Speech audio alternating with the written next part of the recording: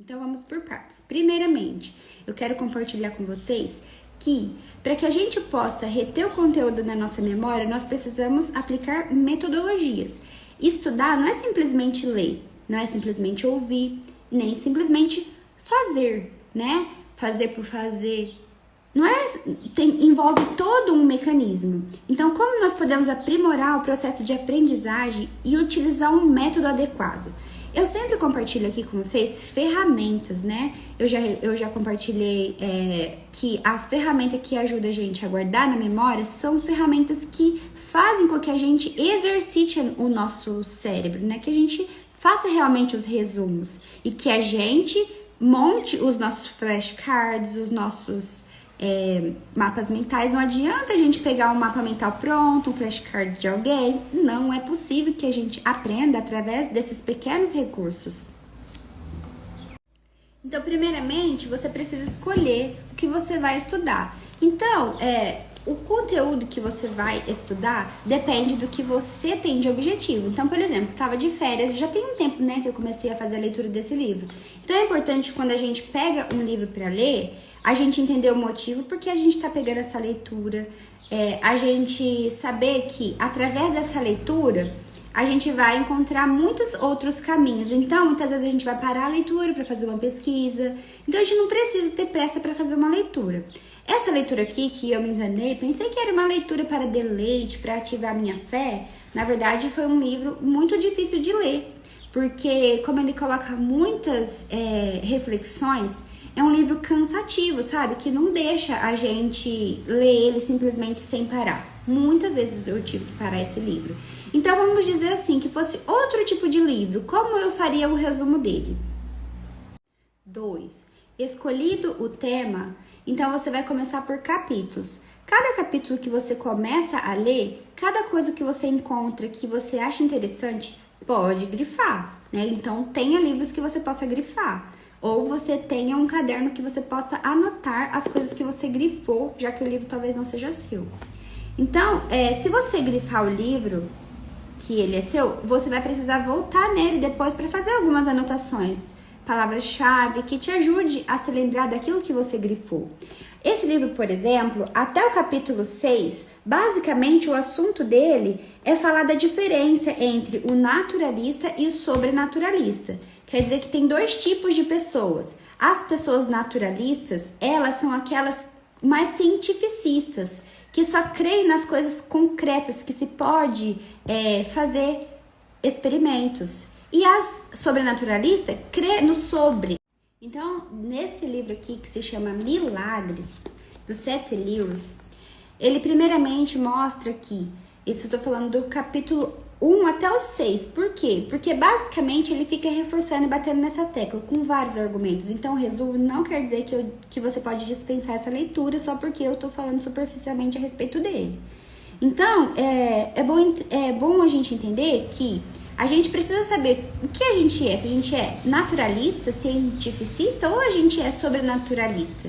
Porque tudo que se a gente entender qual dos dois a gente é, a gente vai entender que tudo que a gente procura de leitura, tudo que a gente procura de conhecimento tem a ver com reforçar aquela crença que já existe em nós. Então, uma pessoa naturalista, ela vai ler esse livro com muitas indagações a respeito de será mesmo que milagres acontecem? Enquanto aquelas que já creem, ela é sobrenaturalista, ela já vai ler assim, puxa, é assim mesmo. Só para você entender como que faz essa primeira captação do conteúdo. Por exemplo, nas primeiras 5 páginas eu anotei: ver não é acreditar. Nossos sentidos não são infalíveis. Depende do tipo de filosofia que aplicamos.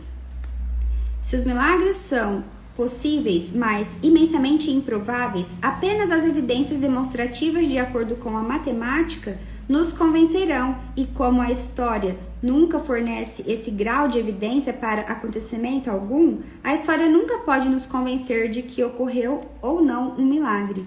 Gente, você já imaginou se tudo a gente tivesse que provar de forma física, de forma científica? Nem a minha vida, nem a sua, seria possível de provar com um experimento, porque só existe um de cada um de nós, e a gente não pode mostrar como o improvável dos nossos pais terem se conhecido, do encontro deles ter gerado cada um de nós, ia ser possível. Então, o que é improvável não quer dizer que é impossível. Então, como assim? Esse daqui, os capítulos são pequenos, esses inícios. Então, a cada 5 páginas passava de um capítulo, né?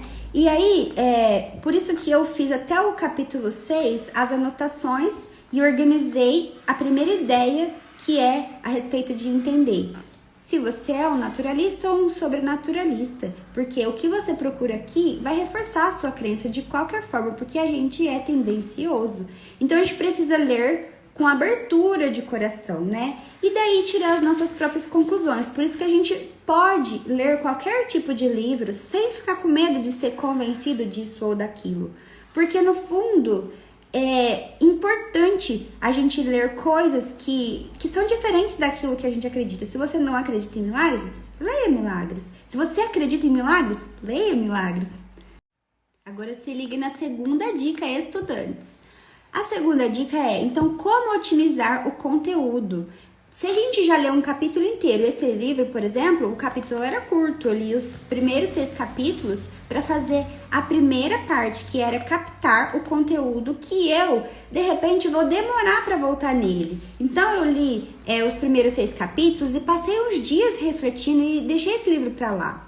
Quando eu voltei nesse livro, eu voltei aonde? Nas minhas anotações. Por quê? Porque eu não vou ler novamente o livro. Então, é assim. Para isso que servem as anotações, porque aí é como se fosse o nosso cérebro uma engrenagem. Então, esse esforço de se lembrar é o que faz com que a gente ame o aprendizado. Esse esforço de, bom, deixa eu olhar lá minhas anotações. Se eu não anotei, deixa eu olhar as partes que eu grifei. Isso é o que faz o conteúdo ficar, né? O amor pelo conteúdo crescer. Continuando com o exemplo do livro, os próximos capítulos continuei com a mesma forma de captar o conteúdo. E o capítulo 9, 10 e 11 basicamente fala da mesma coisa, que é a diferença que há no cristianismo e das outras religiões. Porque as outras religiões não precisam de milagres para existir. Mas o cristianismo, ele é fundamentado em milagres. Pelo milagre do nascimento de Jesus, de uma virgem, pelo milagre da ressurreição. Então, quem é cristão vive porque acredita em milagres. Quem é cristão crê em milagres, senão não seria cristão. Então, basicamente, a religião que precisa de milagres para que ela existisse, enfim, não sei se a palavra exatamente é precisa, mas a religião com base em milagres é o cristianismo. As outras não precisam mencionar. Eu quero ler esse fragmento aqui, ó. Aqueles que fazem da religião seu Deus não terão Deus para a sua religião. A religião é uma forma que as pessoas têm para ter as suas crenças, mas a religião em si, ela não pode ser o Deus de uma pessoa. E para pessoas cristãs, como a maioria, eu acredito que todos nós aqui, a gente precisa experimentar a graça. E eu quero ler mais, porque eu quero ler mais coisas do C.S. Lewis, porque ativa realmente a minha fé e a vontade de buscar por sinais. E uma coisa bonita que também ele fala, depois eu vou falar sobre a metodologia aqui, tá, gente? Só quero aproveitar para falar sobre essa lindeza. Ai, meu Deus, me perdi. Achei aqui, ó. A própria natureza dá pistas do sobrenatural. Então, ele fala assim que a natureza, ela é como se fosse um outdoor. A natureza é um outdoor de milagres. E Deus, ele ainda realiza milagres em pequenas coisas para que a gente possa ver em letras pequenas aquilo que a gente não conseguiu ver na natureza que estava escrito por letras grandes, né? Então, agora continuando aqui. Olha, você escolheu um livro, você fragmentou os capítulos, você deu um tempo para refletir, voltou nele. E quando você reflete, você começa a fazer as conexões, não é mesmo? Então, o nosso cérebro, ele trabalha por associação. Então, por exemplo, por isso que eu te digo que você vai sempre tender a aumentar a fé naquilo que você já crê. Porque o seu cérebro vai fazendo as conexões e agrupando maior massa de crença naquilo. Agora, o último e o mais importante, talvez, ou tão importante quanto os outros, porque não tem como fazer esse último sem os anteriores, é fazer isso que eu tô fazendo aqui. É você ter coragem de conversar com alguém a respeito desse assunto do conteúdo do livro ou de um material que você estudou para você fazer uma prova ou até mesmo para você apresentar um trabalho. É fazer isso com coragem, conversar com alguém. Quando a pessoa levantar as questões, se você não lembra, pega o seu escritinho ou anota a pergunta para você poder ir lá procurar depois. É importante esse exercício de estar verbalizando aquilo que você estudou. Porque, ou então você faz um vídeo, ou então você grava um áudio. Mas exercite colocar para fora aquilo que você colocou para dentro. Porque quando você está falando, você está se ouvindo e você está esclarecendo. Se é dessa forma mesmo que você quer guardar. Então não importa se você não estiver fazendo bem, faça mais.